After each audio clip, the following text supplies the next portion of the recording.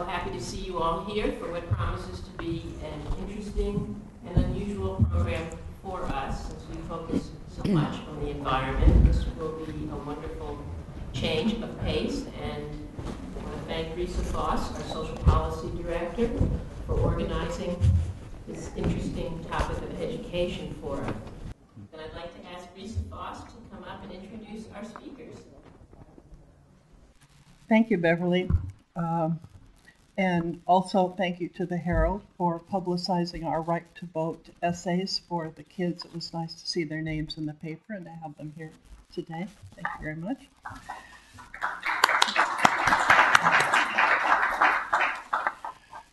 We're lucky to have two speakers today, one of whom is a member of the League of Women Voters, Melanie Billig, and Jim Gutman, who's a consultant for the California Teacher Association, speaking on privatizing public education. The Education Committee, which includes Sylvia Shia, who was really a big help in this, felt really strongly that all of our members would appreciate the opportunity to hear more about what's going on in public education, particularly what does it mean to privatize education. So could I take just a moment before I introduce our speakers and call your attention to the colored papers on your desk. The green one has the League of Women Voters privatization policy, and we've handed that out before, but basically it fits in with what our speakers are going to be speaking about today.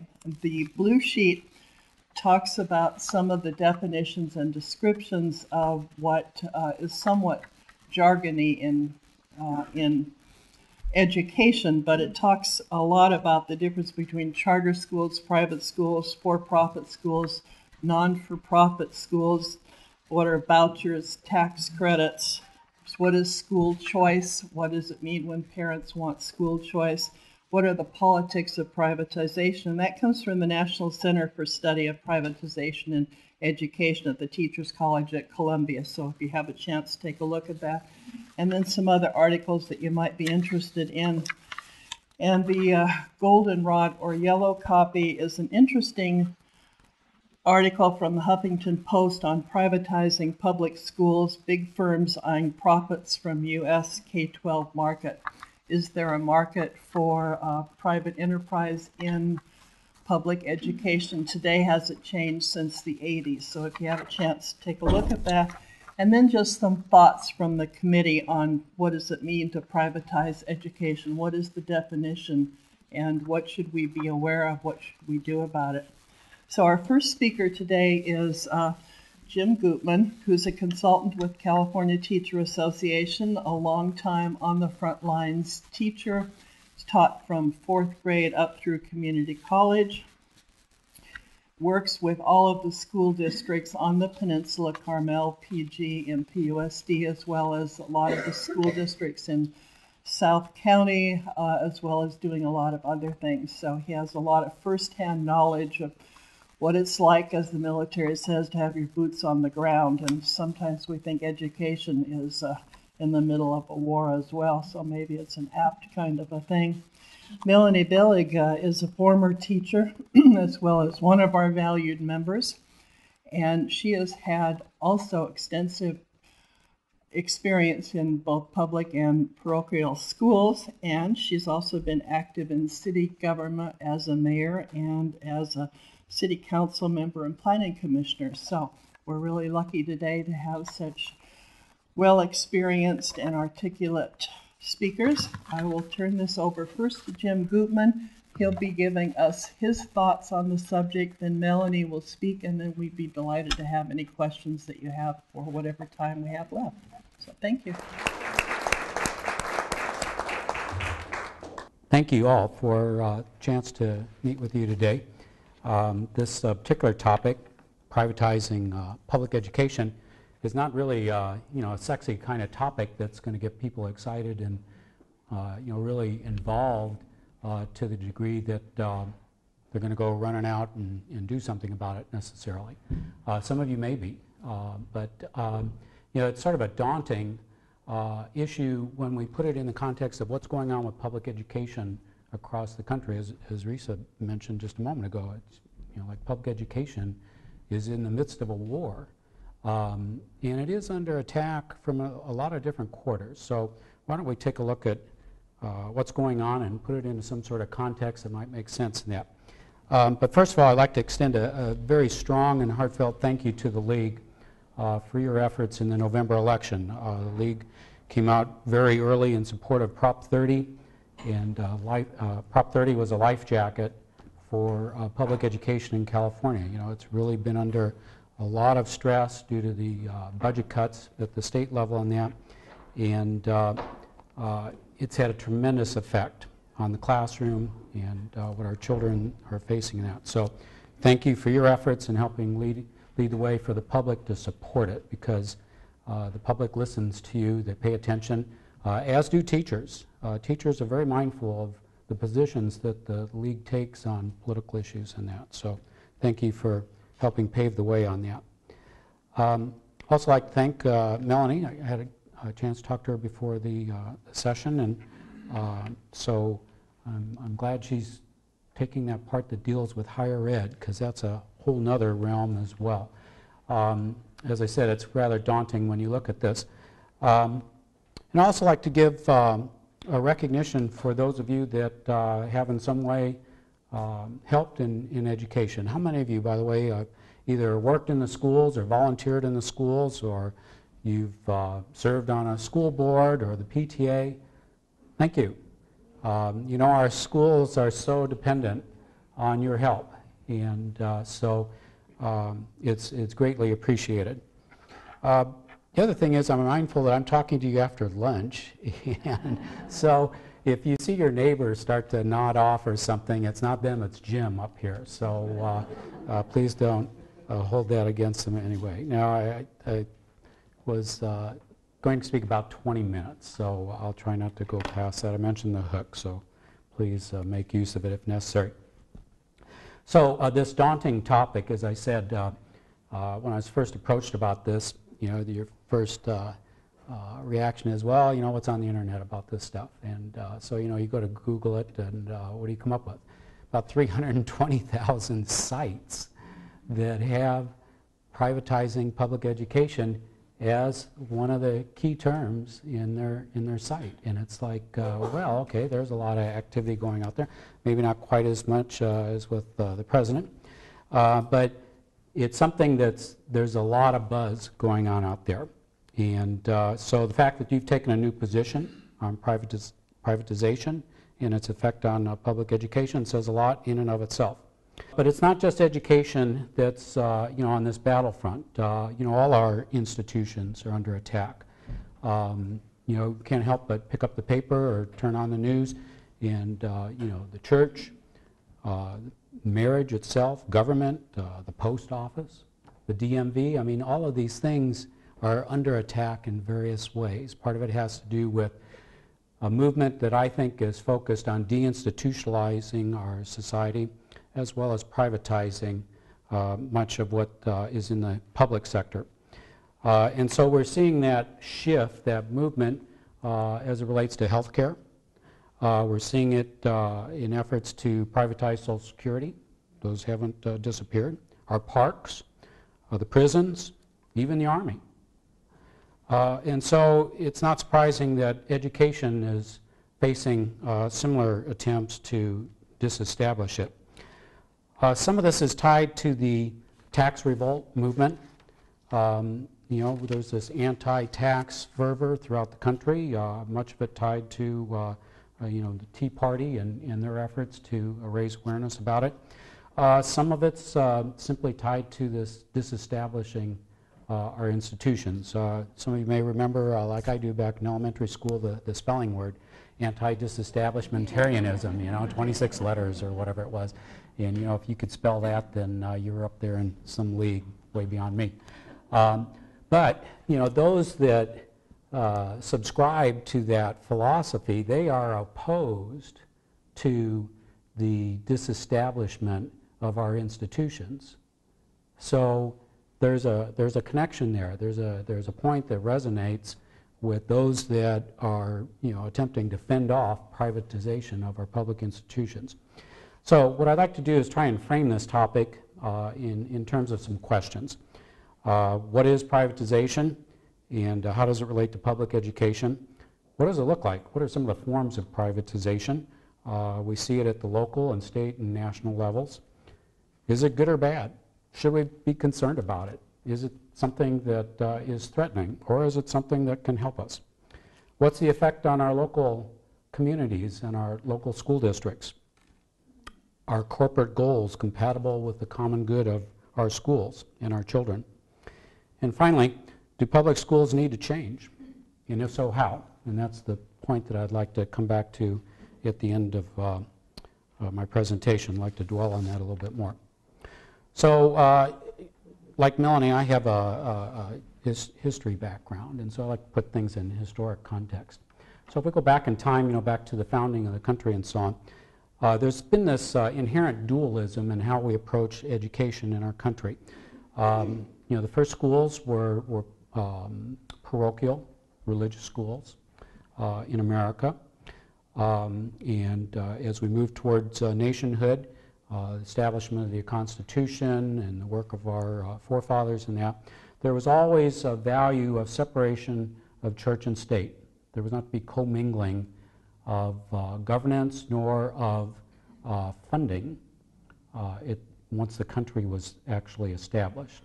Now, prior to that time, during colonial time, of course, in some cases, the church was the state. Jefferson's vision was that an educated electorate assured a successful democracy.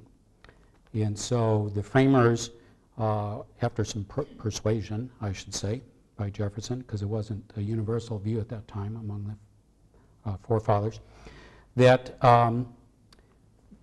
the role of providing a public education should be rendered to the states, that the federal government, that was not the responsibility, nor was it established in the Constitution. The Constitution deferred to the states for that purpose. So state government is responsible for the education of our children. State government must tax our citizens then to provide for education of our children. And tied with that is this notion that we have compulsory education, and that's tied to our goal that all children are entitled to a quality, free, and public education. So that means that there's certain limitations on fees. We believe in the excellence for all, and that there's a certain aspect of public education that's considered to be a civil right, that all our children should be entitled to this, that it's a right of citizenship in this country. So for California, not that far away from Colton Hall here, this is where our first public schooling took place, at Colton Hall. So we have much to be proud in our area here. The precedent for California leading in this regard. So what's the problem? What's the big deal? What's the rub in all of this within the context, this historical context? Well, I think I mentioned a minute ago. It's how are we going to fund our schools? It's the taxation issue. That's where the rub is. Because, for most people are willing to pay their fair share of taxes. But today, it's become such a controversial point that people are sort of rebelling. They're pushing back, the tax revolt and so on. So we've seen this in California for actually quite a while. We can go back to Prop 13.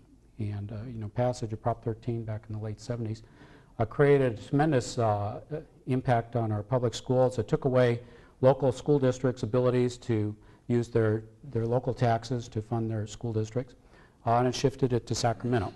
And quite frankly, in my belief, Sacramento didn't want to take on that charge. They were sort of holding up their hands to it, and so as a result, what had been a first-class public education system in this state, we began to see some decline, primarily because of the lack of financial support. So we had the Jarvis, Gann initiatives. They took their toll to the point where just prior to the passage of Prop 30, California ranked approximately 47th in the nation in per pupil funding. Now that's quite actually shameful for a state like California. I mean, this is the 6th or 7th largest economic entity in the world, and for us to slip to that low standard is sort of mind-boggling. And you know, California, I guess, is probably 5th or 6th economic-wise in the world at one point, but you know, we slipped. I think Brazil passed us up, so we lost a point. So in this sort of decline, this malaise, it's been challenging. It's been challenging because many of you had kids go through the schools during this period of time.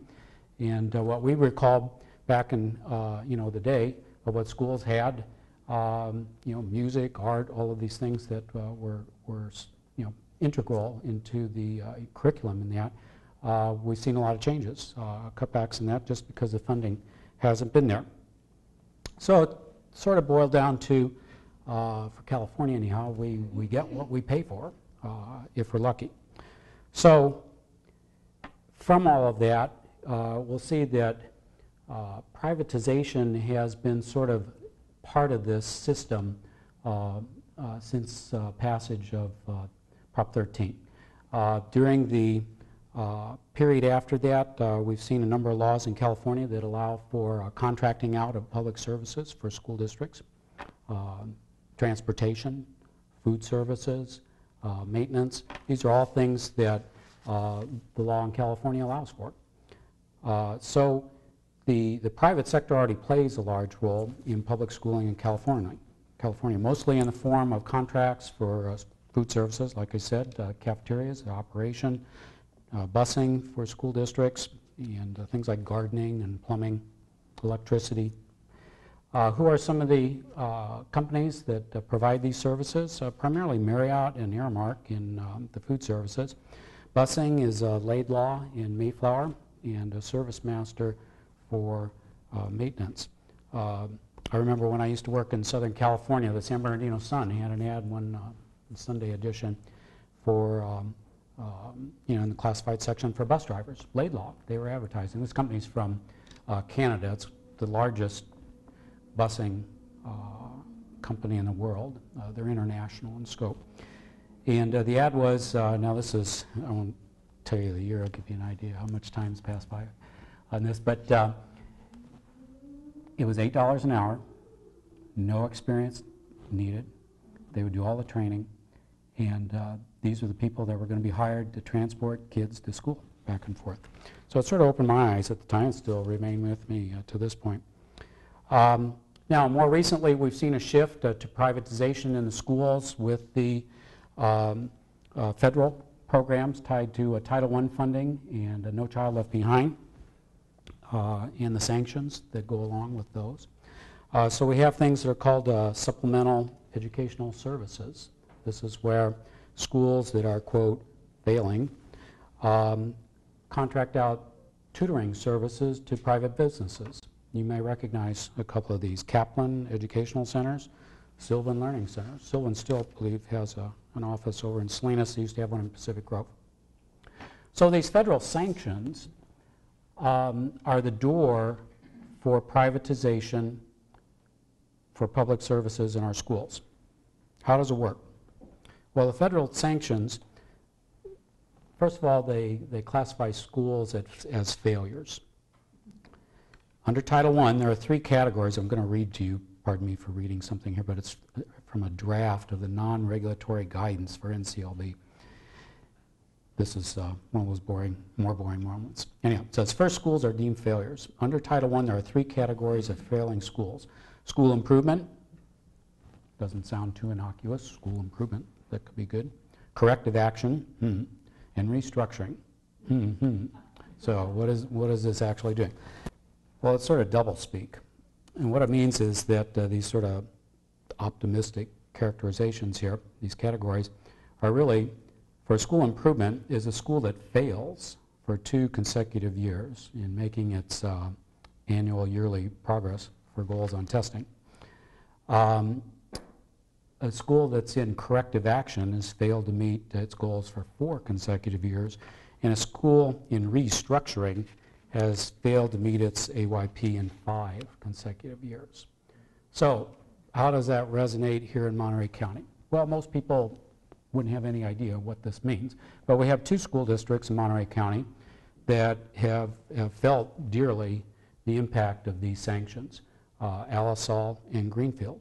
Both were appointed state administrators to run the school districts. Now that's unprecedented.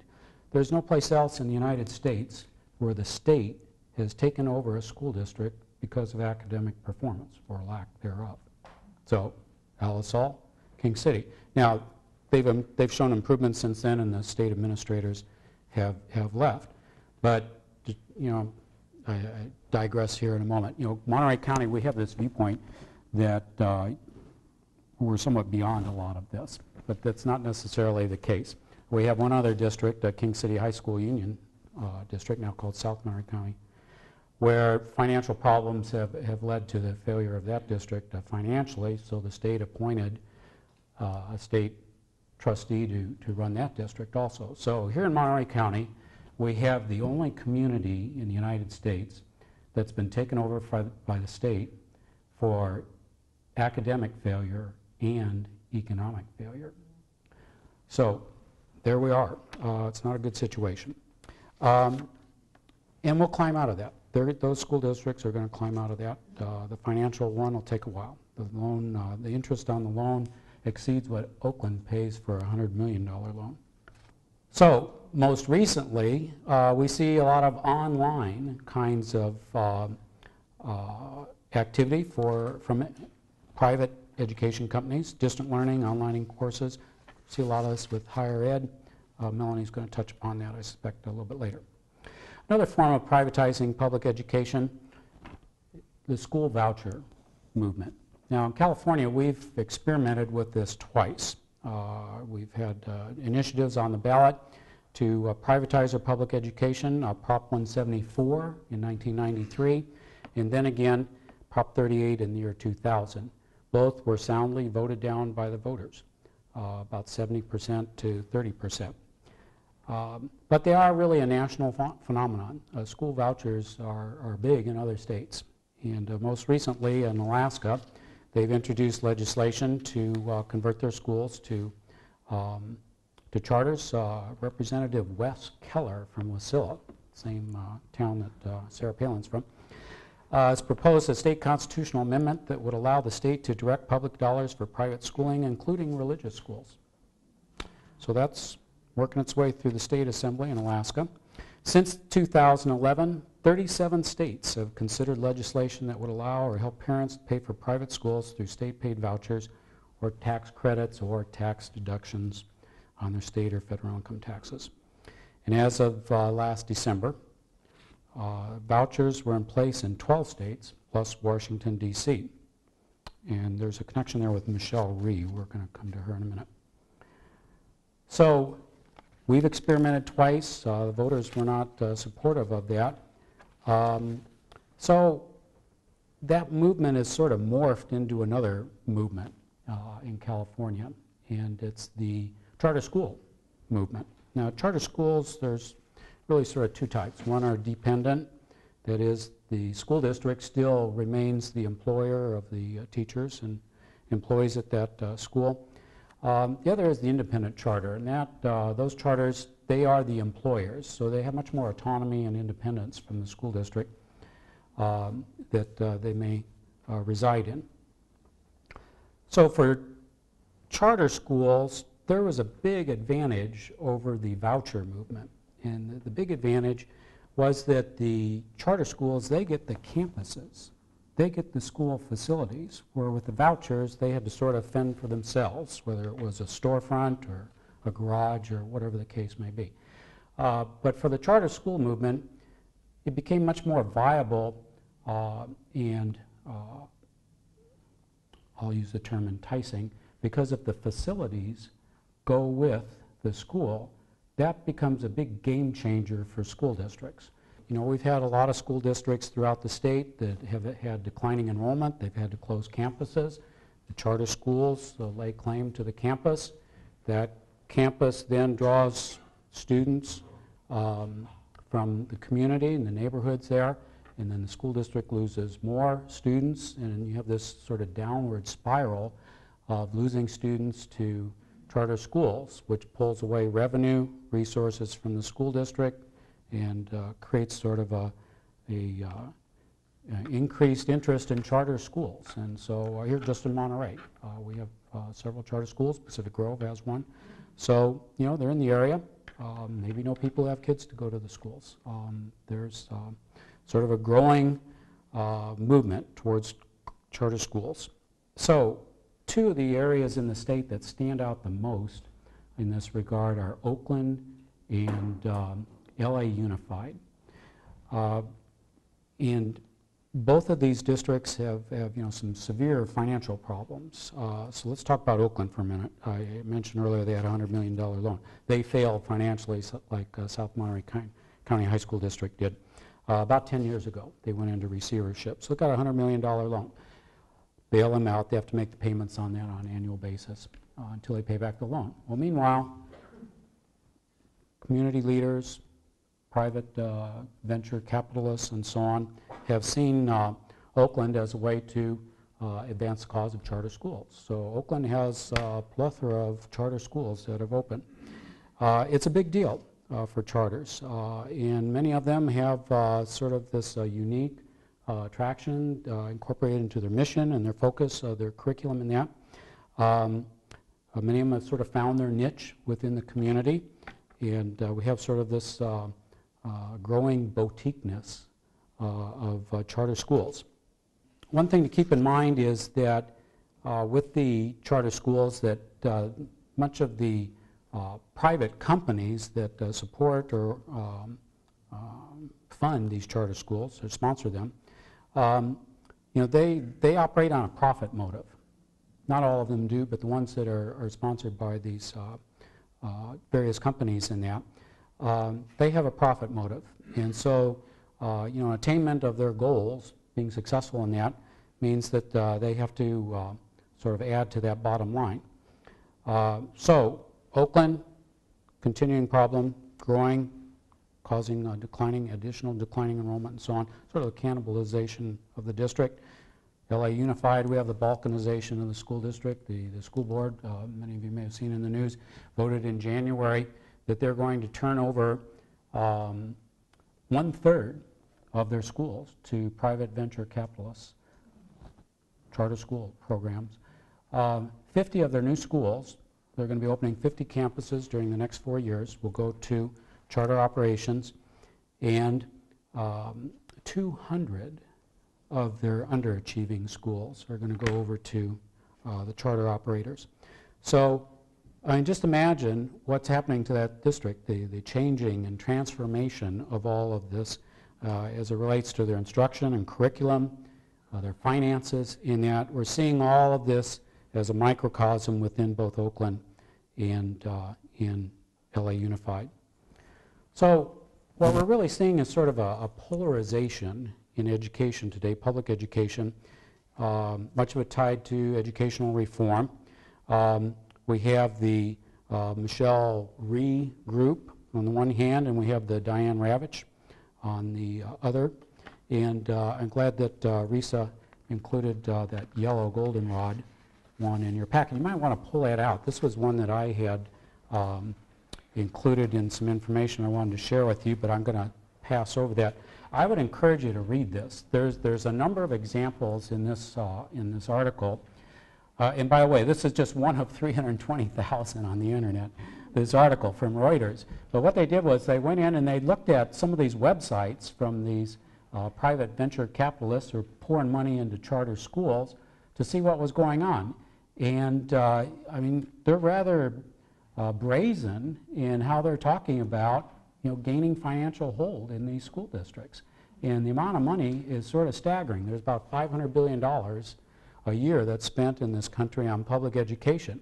They're looking at carving out a huge amount of that, you know, that funding for their own purposes, their own private profits and so on. So we have this sort of dualism going on right now, this continuum between those that want to privatize public education and those that want to see government fulfill its responsibility in providing children with a free and equal and quality education. So let's talk about the two pollers on this. Michelle Rhee in Students First. She's the former chancellor of the Washington, D.C. schools. She's now housed in Sacramento. It's not by coincidence that she's in Sacramento. She believes she's a proponent of expanding charter schools and vouchers for low-income families in troubled districts and to send their children to private schools. So you can see, take the money from the public schools, the money follows the children to the voucher schools, private voucher schools.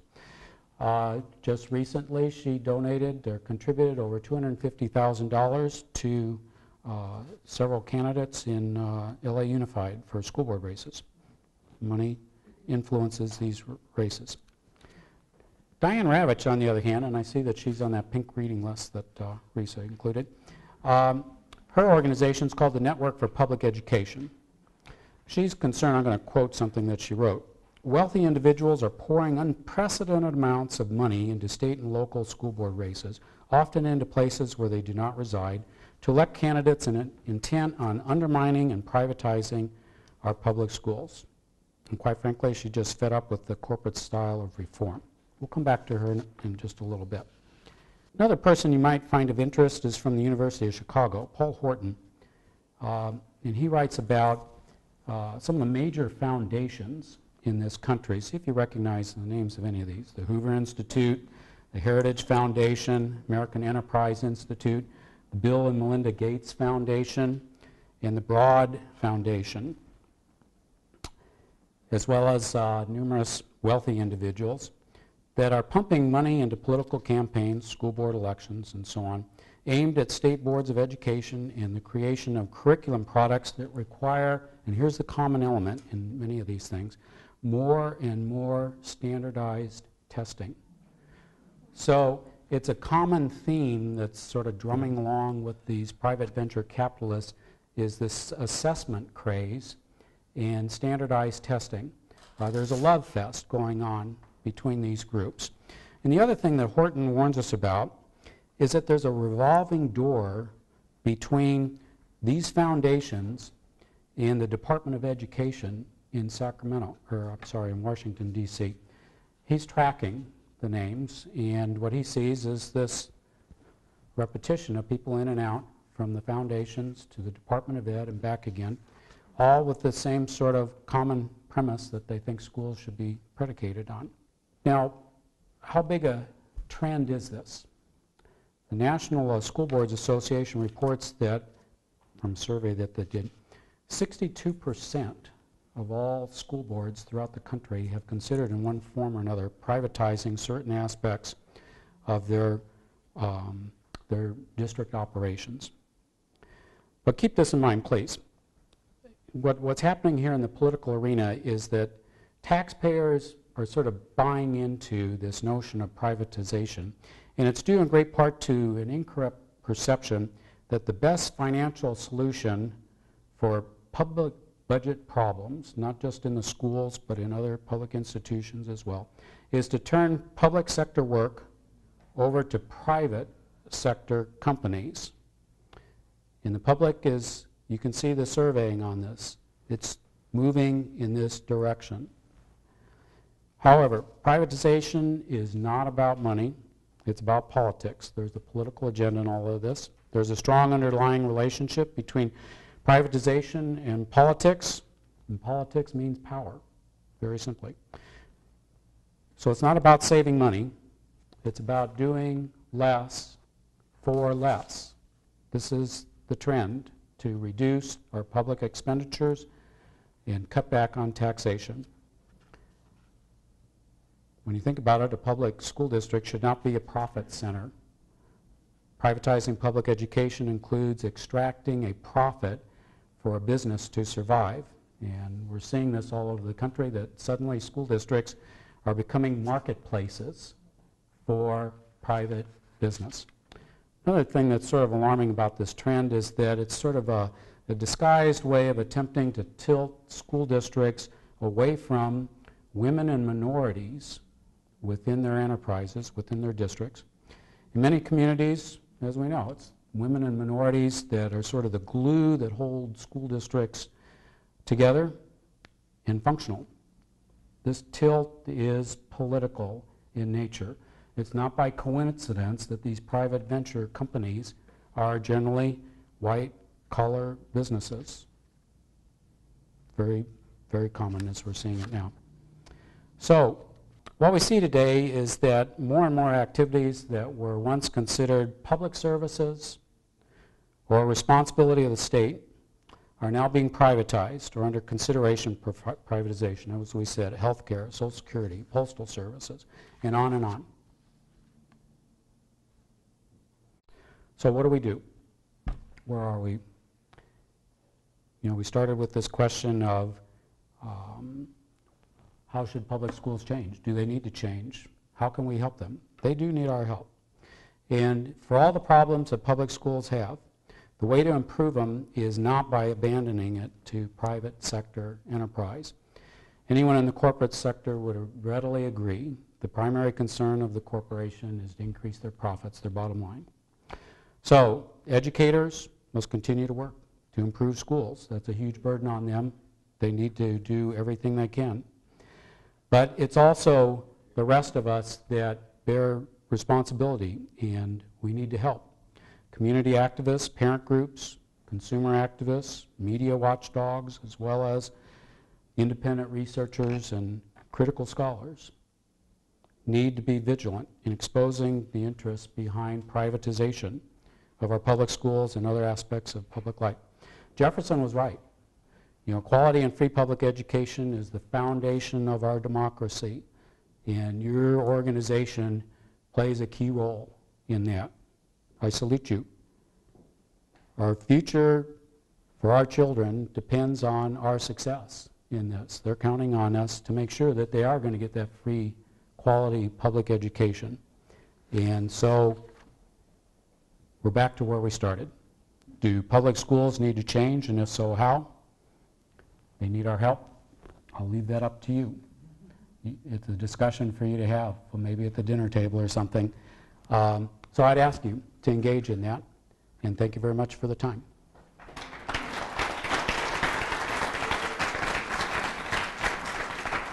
Thank you all so much for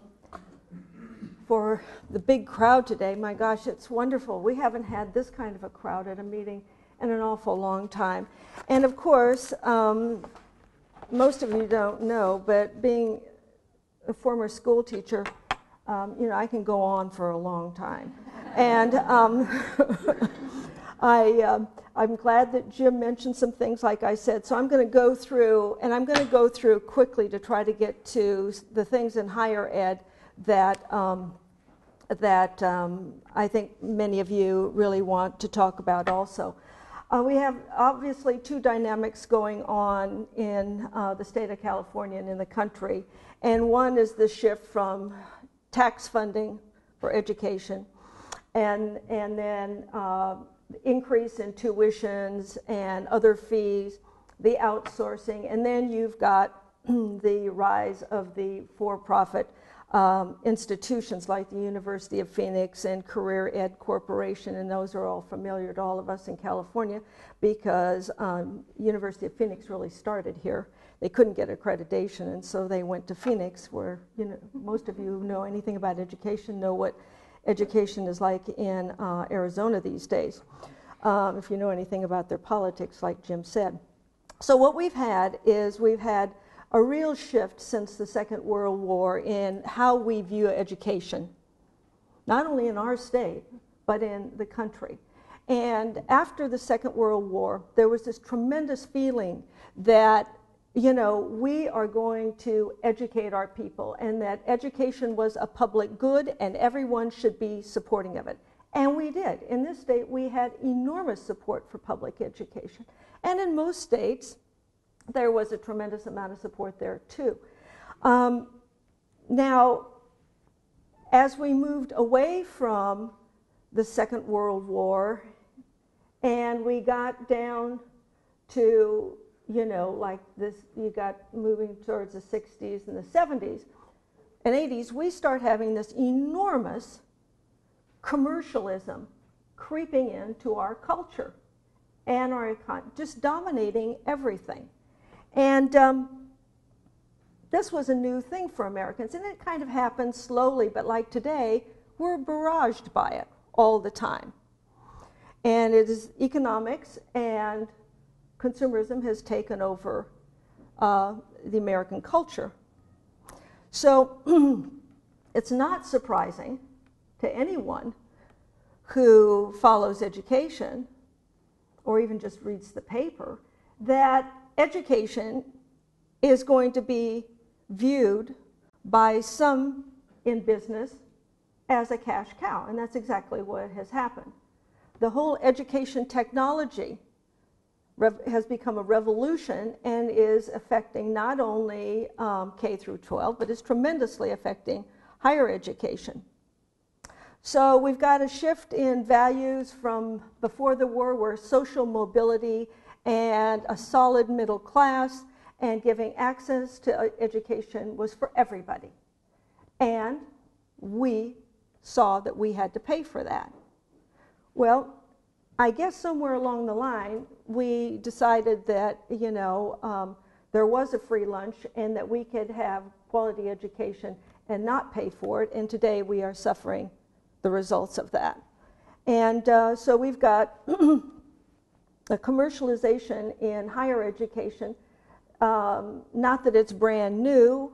It's been there, you know, kind of insidiously for a little while, but it's increasing. It has tremendously increased since the 90s.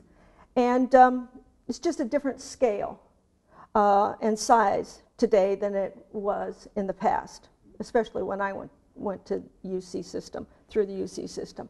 And in most of the states, that's true as well. I'll kind of differentiate when I'm talking about California and then the nation as a whole, so that you don't think I'm talking all about California and nobody else. So we've got a market-driven society, a corporate-driven society, a corporate-controlled society. And the reason why education has become, you know, such a focal point in all of this is because there is just so much money. There is just so much money in education. I mean, Jim told you about the multi-millions, billions of dollars, trillions of dollars involved if you take all the states and you look at this, it's staggering. It's totally staggering. Now, we have now this push in higher education towards careers and also towards practical education, vocational education. And we see that the emphasis now, whether you listen to the president or all the way down the ladder to elected officials, well, you know, it's all about the economy and it's about jobs. So a job is the end goal, not what we used to think was a well-developed citizenry and people who could think creatively, people who realized that they were the function of the university system, like all lower education, was to develop good citizens and to improve our society for everybody, not just a few. So another big problem besides consumerism was, of course, the periodic recessions, come depressions, that we have gone through since the 70s. They're absolutely, every decade we've had some kind of recession. If you stop and think about it, that is the case. The one we are trying to crawl out of right now is slower than normal if you look at the historical record, but it's still the deepest and worst we've had, and that is why our education system is suffering so, because what do? Only recently have they started to chop prisons, but they go after healthcare, they go after education, and as we well know, it's all the human services that are the ones that usually bear the biggest brunt. So there's also been a perception in the public, and this is part of the political aspect that Jim was talking about, that schools are wasteful. higher education is wasteful. So, you know, we really need to reform higher education because we need to put it on a business model. And so therefore we need efficiency and we need economy. And we have to prove that it's effective. So we have to have a lot of testing and assessments all over the place. And so we've got this tremendous reduction in state funding, and we've got this perception of waste. And then, as Jim pointed out, you absolutely cannot forget about the culture wars that have been going on in this country since the 1960s. Whether, you know, 60s we had the Vietnam War, and we had civil rights, and then we've had affirmative action and immigration and crime. So all of these things have really affected education because each one takes a bigger and bigger chunk out of the limited pie. And then we have the tax revolt. You know, Californians used to have a big problem paying their taxes, but all of a sudden they were sold a bill of goods that, you know, taxes are the big problem. Well, you can't have terrific services like the state of California has provided, whether it's university system on across the board, if you don't have taxes to pay for it. Europeans tend to understand that. Americans don't understand it. And so what happens is you get these incredible tuition hikes that we're living with now. When I went to UC Berkeley, I paid fees. I didn't pay tuition. And now tuition is astronomical for students. And what do? You get these revolts on the part of students because they and their families cannot afford education. What it's doing is indenturing the middle class in this country because the parents borrow money to help the students. The students borrow money to help themselves. The students and the parents are saddled with loans. The students are saddled with loans, but they can never declare bankruptcy on those loans. Unlike everything else, you cannot declare bankruptcy if you have a student loan. That follows you everywhere, anywhere, no matter how, you know, what your situation is. So that's a problem. And just as an example, California cut 14.3% of its funding for higher education last year. I mean, I find that staggering on top of everything else that they've done. 31 states, believe it or not, increased their income to higher education. 31 states increased their income between 2012 and today. And where are we? If you look at or follow the Wall Street Journal, this is incredible where California is. I mean, and what we pay per capita for students, we rank down with Mississippi in lower education. What's happening is that economics are given the priority, and the vision that we had, that we all talked about when I first started talking about the public good and the social benefit of higher education, has now been lost to the idea that we have to churn out people who can find jobs. Well, the sad, sad story is that there simply aren't a lot of jobs in those careers that we all thought were untouchable. I was just reading about Northwestern University's law school. They're cutting enrollment drastically because they can't fill the spots for their graduates. UC is turning away hundreds of thousands of students, not because they can't make the cut. It's that UC has cut so much that it doesn't have the wherewithal to take care of an increased enrollment. So the whole idea of social stratification that we talked about, which was to be the product of a college education, that this was to be a more egalitarian society that we were going to live in, the democratic dream.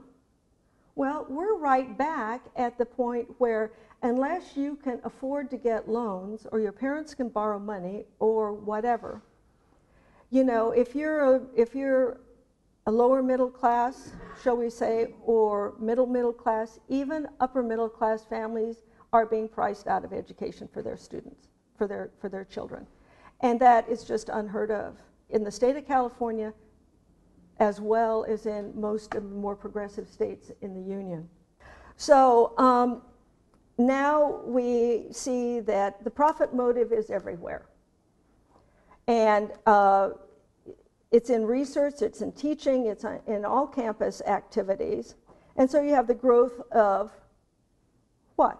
With all the technological boom and all the money that the government has set aside for No Child Left Behind, it's a gravy train for them. So you've got all these people competing again at the same time with our public universities across the country, And basically, they're Wall Street corporations, most of them. And we all know what Wall Street only cares about is the bottom line. They don't care about your kids. They care about their bottom line. So it's all about money, all about money. And they're expanding from doing, the for-profits are expanding into areas where were originally, like for instance, the Phoenix, University of Phoenix would take people who already had a career and help them increase their education and rise to a higher level career-wise.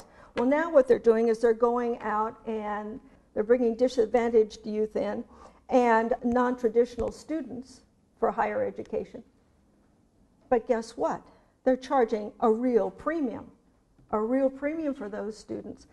I'll give you an example. Only 31% of all the students who go through the University of Phoenix get a BA. They have these huge, they tout career placement.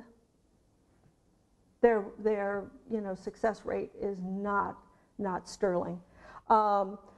They have low graduation rate and they charge a fortune.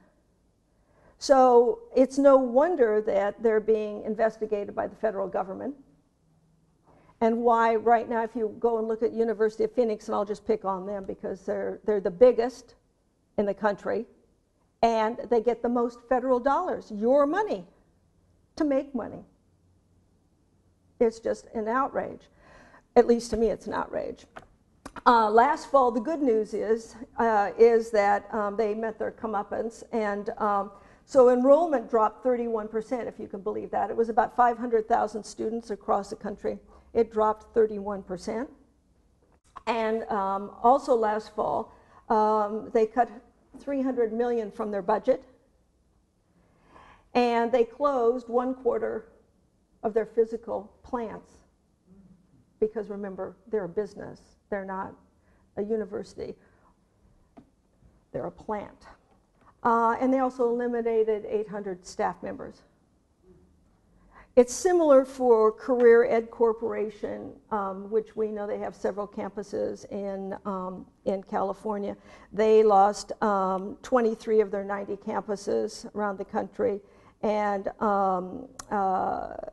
they lost 22% of their enrollment. And the biggest thing is they're being investigated by the federal government. So, what's happening on campus and what are the implications for higher education? Well, this change of mission is, I think, one of the biggest things that we have to keep in mind, and not forget. And Jim touched on this, that, we see education as a public good. It's a social good. It improves our democracy. It improves our society. We create critical thinkers. We don't create, test memorizers. And so if you stop and think, what really gets me about all these people who are proposing this privatization is that what happens to these young people when they go through their education and they can't find a job? If they're not a critical thinker and a creative thinker and a problem solver, what do you suppose those people are going to do with their life when they find that what they have studied for and trained for is not there any longer? I mean, it's a big wake-up call. So we have, everything's oriented toward jobs right now, and hopefully at some point in time this will flip-flop. But the irony again is that there are not the jobs that everyone thinks are going to be at the end of this rainbow.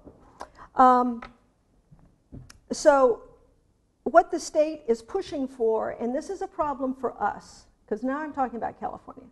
What the state is pushing for is greater accountability. So the universities, the public universities, the UC system and the CSU system have to be accountable. So we have an accounting culture at the universities now, and figure how compatible that is with real education.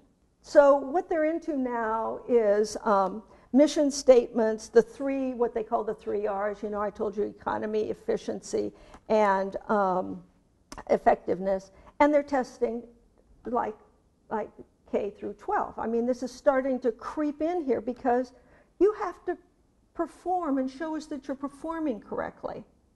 So, I mean, this is most disconcerting. And then, so that you're really efficient, UC Berkeley in 2004 spent $7.5 million, hold on to your seat, people, hiring Bain Capital. This is UC Berkeley. I about had a stroke. Hired Bain Capital to make the university more efficient. Just think what you could have done for students with that kind of thing. So this is what the universities are faced with.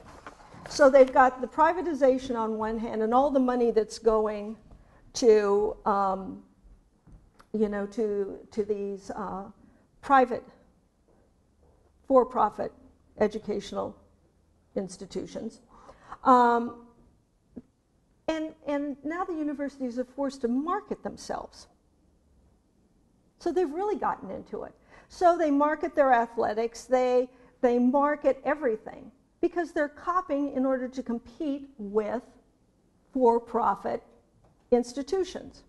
What they're also doing in this marketing effort is to recruit out-of-state students. Why? They pay. They pay. What about international students? They also pay. And so under the guise of diversity, we're bringing in all these, these people from abroad to diversify, as if the UC system needs to be more diversified. So anyway, that's another thing to remember, is the amount of money that's being spent on marketing in this whole equation, both public and private. So what are the changes on campus? Well, they're similar to what Jim mentioned. We just cut services. We cut services and we privatize services. So everything from vending machines to the bookstores and in between is getting privatized. Well, so that's where the university would make up money for things, is running these, having these concessions part of the university. It's like government. How much do we save? Has anyone looked at the military budget? How much money do we save contracting out for troops? Excuse me. Or like even, our cities, when you contract out for gardening. No, you don't get the same, So let me just wrap up. So you've got the changes. Well, Jim took at least 5 minutes of my time. So what we've got is all this outsourcing. We've got huge increases in tuitions and huge increases in student loans. We've got a reduction and massive changes in the workforce on campuses. 1/4 of all of the full-time tenured staff, 1/4 of 100% is now full-time tenured staff at UC in California. And half of all of the people that are teaching your children you're paying so much money for, well, they're part-timers. And 1/4 are full-time, non-tenured track, which means they never will get to tenure. That's not part of it. However, we've had this incredible increase, 4 times the number of administrators and staff in the educational system, and this is true of K through 12. You have much more administrative staff, and they're making the big bucks. That's where the money goes, to tell everybody else that they have to be accountable. Oh, it's a wonderful system.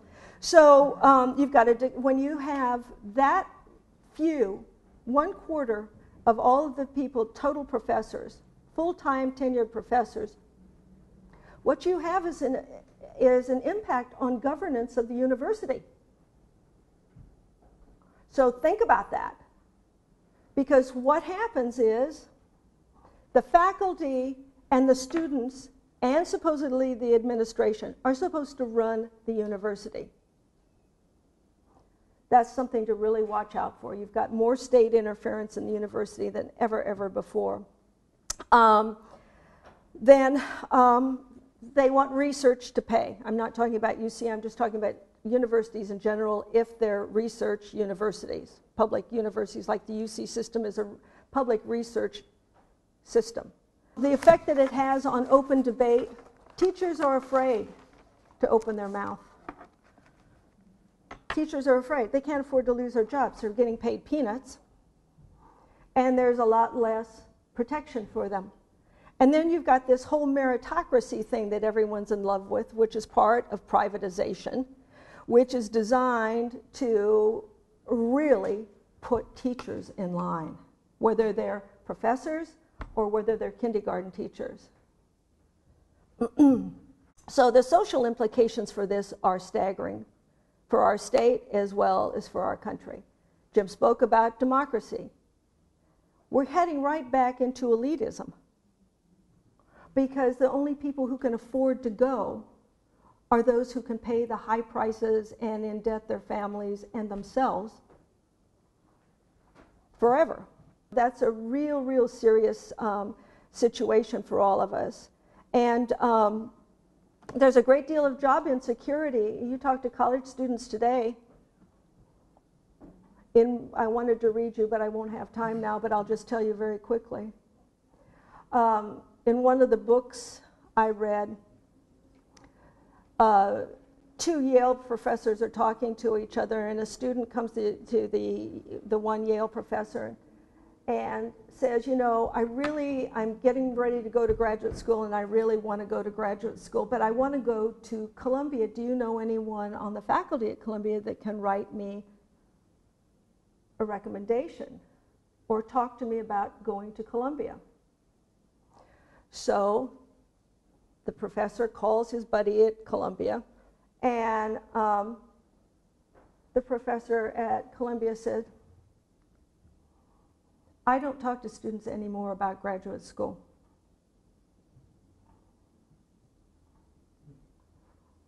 I don't support students going to graduate school anymore. And the reason he's saying this, no, I won't talk to that student because I have to be honest with her that what this is going to mean for her, and that she will spend 7 to 9 years and probably never be able to get a job that she wants, that she thinks she's trained for. Now, can you imagine that? None of us sitting in this room ever had to deal with something quite like that. That is staggering. That is a staggering statement. So, liberal arts education, I really believe, is extremely important. A broad education is extremely important for people because it teaches young people, at first it helps them to maturate, plus it teaches them how to get along in the world and think in a broader view about the world and about their society. And so when you lose that, you lose a very, very valuable component.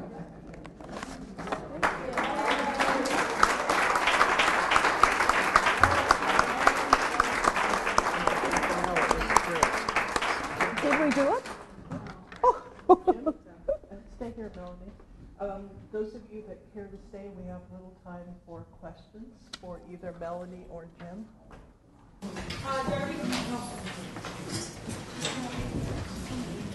I am a broken record, so let's look at the root cause. If you go back to the 13th Amendment, where the word persons was put into that amendment, all those years of English, the Supreme Court has allowed more privileges, finally allowing money to be speech. And then the ultimate slap in the face for those of us has been the Citizens United. There is a big movement in this country towards a constitutional amendment to undo the Citizens United, and we've got to get behind it. I don't remember who said our children are our best resource. I think it was Kennedy. But we cannot privatize our most valuable resource. Do we want a country ruled by corporations or people? It boils down to that. So let's abolish corporate version. I thought that wasn't going to be good news. Where's the, I never think of profiteering sans indoctrination. So that's another aspect of it, which of course it's subversive.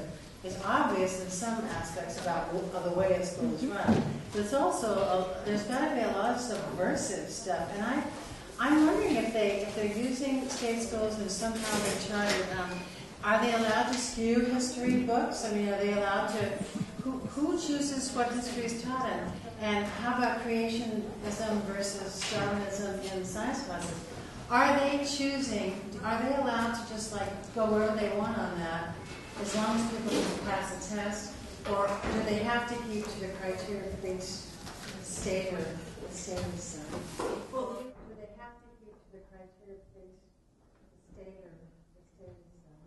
Well, the university is a totally different thing. I mean, but I think Jim should answer this one because while I know that, like, the state of Texas does textbooks, and even in California, my understanding is that they still use some of these textbooks. Texas does them according to Texas knowledge and style, and then other states, well, they don't want to spend the money, so what do? So what you get in a lot of places around the country is what Texas thinks is the right message. I mean, it's the boards of education, correct?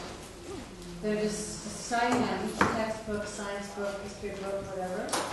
Is it the Board of Education of each local district of a charter school? Are they making a decision? Is the charter school staff making a decision? How do they do that? That's what I'm wondering. Well, and once the student goes through all this to get there, who's choosing what's presented to them if there's no state, if they're not under state control?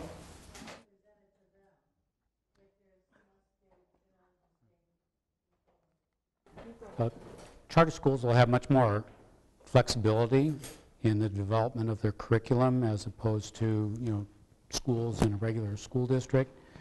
That's part of the whole charter process, and the draw of that is that they have special dispensation in this regard. But please realize too that the whole textbook industry in and of itself is a monumental money-making business in this country. I mean, it's mind-boggling the amount of money and the process that goes through. Like we were just saying, each state has its own adoption system. Each state adopts its own textbooks with its own flavor and emphasis and that. So it's very diverse, it's very incongruent, and it raises a whole number of issues about how we align testing to the curriculum that's being delivered, because if they aren't aligned, of course, the children aren't going to do well on the tests. It's all skewed And toward that's a big pretty problem. much That's aren't a all lot the of what we see going on. religious schools like Christian schools, for instance, at most charter schools who choose to be fundamentally like we have a David Avenue school over there, it's a Christian school. Is that a charter school? That they're the emphasis on we have a David Avenue school over there, it's a Christian school. Is that a charter school? Well, the David Avenue campus is a charter school, but there is a prohibition of having a religious portion of their mission. That would be grounds for it not being approved. So, you know, I don't know personally what the... Yeah, I mean, in California, you can't cross or transcend that line. However, that's the advantage of the voucher, you know, proponents, is that they want to be able to use those tax dollars for religious schools. Alison? Yes, so given that there are, when we look at America on a worldwide level, we're very low in the rank of the education level of our students. So which countries are doing it well, and how do they do it? Because, for example, I'm a product of Australia's system, and I was tested. I went to a parochial Catholic school, and yet tested into the top academic high school in the state that was public. And then you're tested to leave that school. We're all given a standard test, and then you go to university. And yet, people are phenomenal participants in the democracy. They have to vote, it's actually the law. And their education level is phenomenal. So which countries are we looking to help improve our ability to not only test, but also create fabulous citizens? Well, in all of my reading, which has been pretty extensive, I don't think we're emulating anybody. We're just, as usual, doing our own thing because we think we know best. So I'll just tell you one thing, one example. In Germany, university's free, absolutely free. The state pays for it. You get to that point, and you have proven yourself. You get to go there. And you get to go for not 1, 2, 3 years, you get to go for several years. So that's kind of the difference in attitude in Europe is that, of course, they do something different. They have, you know, early on you're tested, and everyone figures out what is the best thing for you. Now, many Americans would find that totally repugnant. But, so I'm just simplifying. So they take the tests and everything, they're evaluated, and then what happens is some will go to vocational schools, and then others will go on to university. But you know, you got to also understand that these societies don't talk about themselves as being egalitarian societies. You know, and there are elite schools in Europe, a lot of them, and we still have some elite schools on the East Coast. But the issue is there's training for everybody. There's something for everybody. Thank you very much. If you have more questions, maybe they'll stick around a little bit. Thank you both.